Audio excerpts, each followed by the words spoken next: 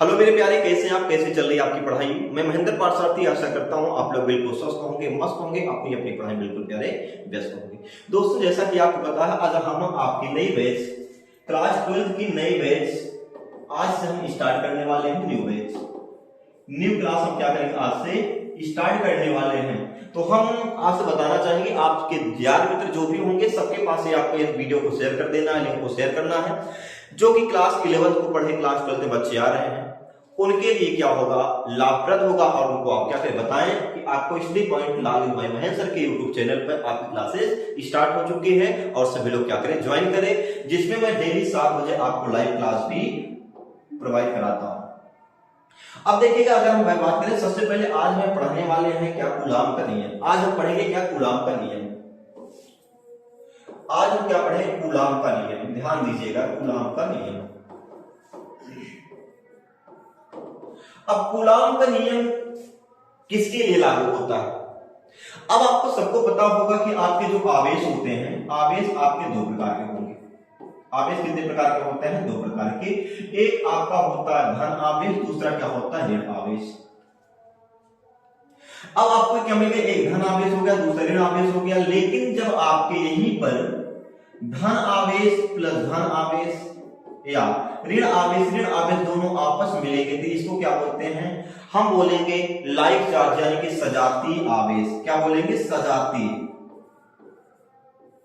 और यहीं पर अगर बात करेंगे, एक आपका प्लस एक निगेटिव, यह आपका होगा एक निगेटिव एक प्लस होगा, तो ये आपका अनलाइक चार्ज, जिसको बोलते हैं विजातीय आवेश।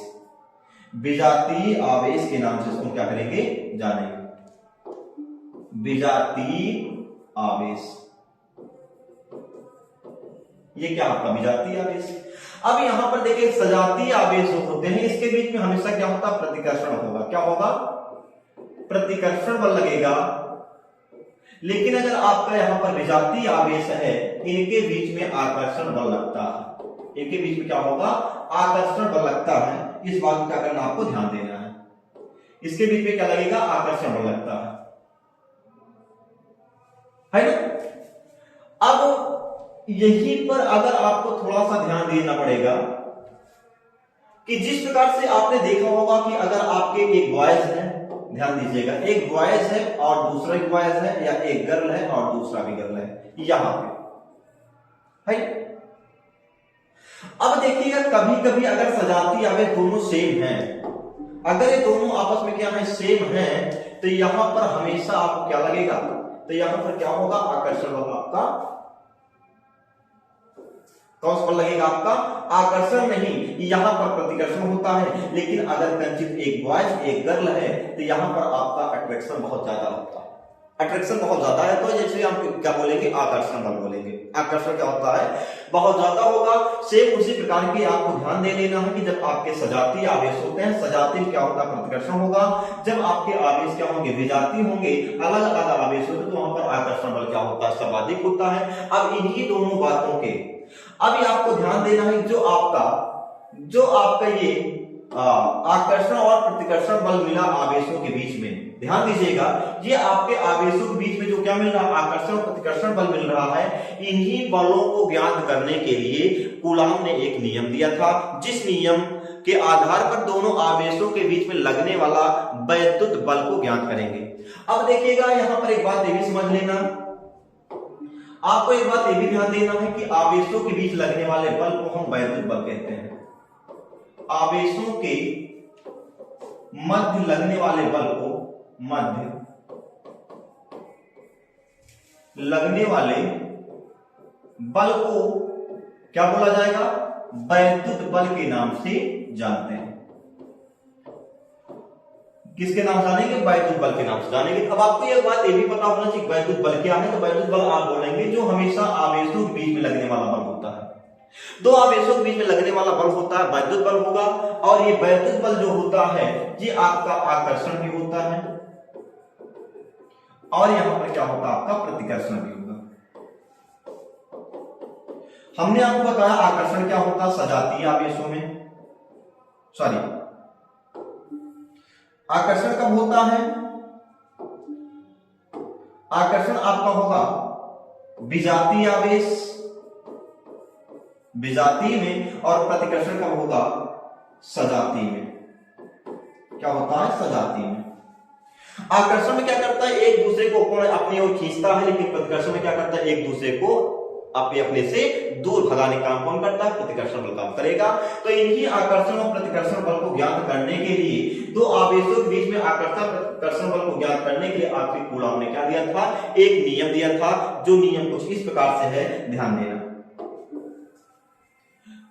नियम क्या है? ध्यान दीजिएगा कि कूलॉम ने बताया था कि दो आवेशों के बीच, मान लीजिए एक आपका आवेश ये है Q1, दूसरा आवेश क्या है? Q2 है, और दोनों एक दूसरे से r दूरी पर स्थिर है।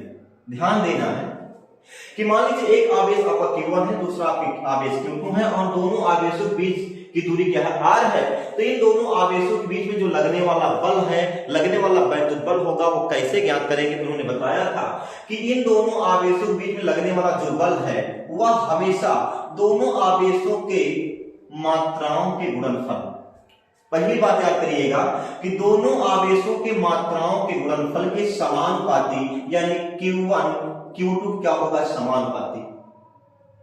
तथा आवेशों के बीच की दूरी, तथा आवेशों के जो बीच की दूरी है, आवेशों के बीच की दूरी कितना है?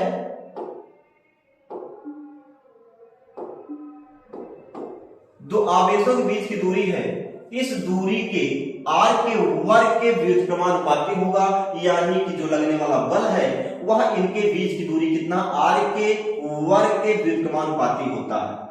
अब दोनों को क्या किया? आपस में ऐड किया गया, तो आपको मिल गया F proportional Q1 Q2 by r का स्क्वायर। अब यहीं पर जो प्रोपोर्शनल जब हम हटाएंगे, जब हम प्रोपोर्शनल क्या करेंगे? हटाएंगे, तो आपको एक चीज मिलेगा।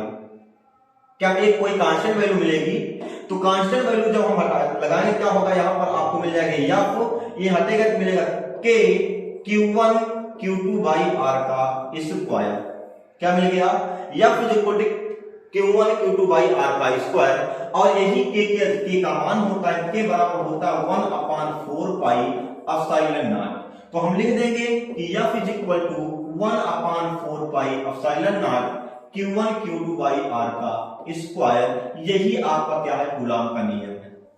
यही क्या है? कूलॉम का नियम। एक बार फिर समझिएगा कि इन दोनों आवेशों के बीच में लगने वाला जो बल है, वह बल हमेशा दोनों आवेशों के गुणनफल के समानुपाती और उनके बीच की दूरी के वर्ग के व्युत्क्रमानुपाती होता है।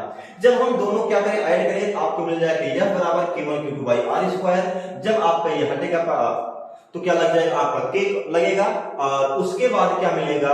K इज इक्वल टू होता 1/4 पाई एप्सिलॉन नॉट। तो F बराबर K क्या हम लिख दें? 1/4 पाई एप्सिलॉन नॉट।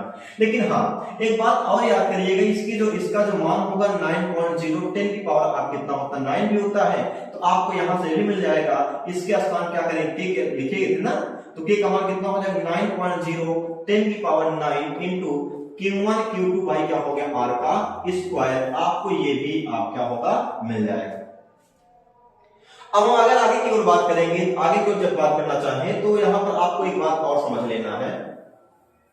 बात ये समझना है कि जैसे आपको Q1 बराबर Q2 बराबर 1 कूलॉम दे दिया गया और r का मान कितना? 1 मीटर होगा। तो यहां पर देखिएगा Q1 की वैल्यू 1, Q2 वैल्यू 1, सबका क्या होगा? 1 हो जाएगा। तो लगने वाला जो बल है वह कितना मिलेगा? 9.0 10 की पावर आपका 9 न्यूटन ही प्राप्त होगा। यही क्या होगा? आपको प्राप्त होगा, और यही क्या है? कूलॉम का नियम है। लेकिन हाँ, यहां पर बात यह कि जो आपका ये एप्सिलॉन है, एप्सिलॉन क्या कहलाएगा? इस एप्सिलॉन को हम क्या बोलेंगे? निर्वात की विद्युतशीलता के नाम से जानेंगे। निर्वात की विद्युतशीलता है। और आपको इसी के साथ आपको कहीं के भी मिलेगा कि वो क्या बोलेंगे? परावैद्युतांक बोलेंगे। माध्यम का परावैद्युतांक क्या है? माध्यम का परावैद्युतांक होता है। अब जब इसको इतना पढ़ लेंगे, तो अब मुझे जो निर्वात की विद्युतशीलता है, इसका मात्रक और बीमा निकालना है। इसका मात्रक और क्या निकालना है, बीमा निकालना है। तो कैसे निकालेंगे ध्यान दीजिएगा। देखिएगा हमको पता चल गया कि यह बराबर क्या होता है 1/4 pi epsilon naught Q1 Q2 by क्या होता R का स्क्वायर। अब यहीं पर आपको ध्यान देना ये है कि मुझे एप्सिलॉन नॉट का क्या निकालना है, पहले का मात्रक निकालना है। तो एप्सिलॉन नॉट का जब मात्रक निकालेंगे क्या करना होगा, ये तो आपको देखिएगा यहां पर ये देखिए F इज इक्वल टू ये है, तो 1/4 पे आपका कांस्टेंट वैल्यू है, इसको हटा देंगे तो क्या होगा, केवल 1/एप्सिलॉन Q1 Q2 बाई क्या होगा R का स्क्वायर। अब एप्सिलॉन को इधर लाएंगे, F को इधर ले आएंगे, epsilon naught is equal to 1/F, इसको Q1 Q2 बाई क्या हो गया R का स्क्वायर। अब यहां पर जो Q है, Q क्या है, आवेश होता है। Q क्या है, आपका आवेश होता है, और आवेश का मात्रा क्या होता है, कूलाम होता है। इसका मात्रा क्या होगा, कूलाम होगा। और दूसरा आपको मिलेगा बल, तो जो बल है F का मात्रक होता है क्या, न्यूटन होगा। दूसरा आपको दूरी है, दूरी का मात्रक यानी R का मात्रक क्या होगा, मीटर होगा। अब इसी यहां पर क्या कर देना, मुझे रख देना। आपका कूलाम हो गया, कूलाम है, आवेश हो गया, आवेश का मात्रा कूलाम लिखेंगे। ये भी आपका आवेश है, इसका मात्रा भी कूलाम लिखेंगे, बटे बल है, बल का मात्रा क्या होगा, न्यूटन। ये आपका दूरी है, दूरी का मात्रा क्या होगा, मीटर का स्क्वायर। तो आपको यहीं पर कूलाम कूलाम मिलकर के कूलाम का स्क्वायर प्रति न्यूटन मीटर आपको क्या हो गया, यही आपको क्या मिल गया, मात्रक मिल गया। ये आपको क्या हो गया, मात्रक मिल गया। अब जैसे कोई पूछता है कि एप्सिलॉन नॉट की निर्वात वैद्युशीलता का मात्रा क्या होगा, बताओगे कूलाम स्क्वायर प्रति न्यूटन मीटर स्क्वायर, और इसको हम लिख सकते हैं coulomb square newton inverse metre की पावर -2। इसको भी हम क्या करें, मात्रक के रूप में लिख सकते हैं। अब हम जैसे आगे बात करना चाहें तो इसके बीमा की अगर बात करेंगे तो एप्सिलॉन नॉट जो होता है, इसका मात्रक क्या होता है, coulomb square newton inverse metre की पावर -2। अब बात यह है कि जो कूलाम है, कूलाम किसका मात्रक होता है, आवेश का। आवेश बराबर होता है I इंटू टी। ये एम्पियर, एम्पियर की अगर बात करेंगे, एम्पियर की बीमा कितना होता है, A, और समय क्या होता है, T। तो हम यूं कह सकते हैं, और इसका मात्रक भी क्या होता है, कूलाम। क्या होता है, कूलाम। तो जो कूलाम है, कूलाम का डायमेंशन यानी बीमा कितना हो गया, A इंटू टी हो गया।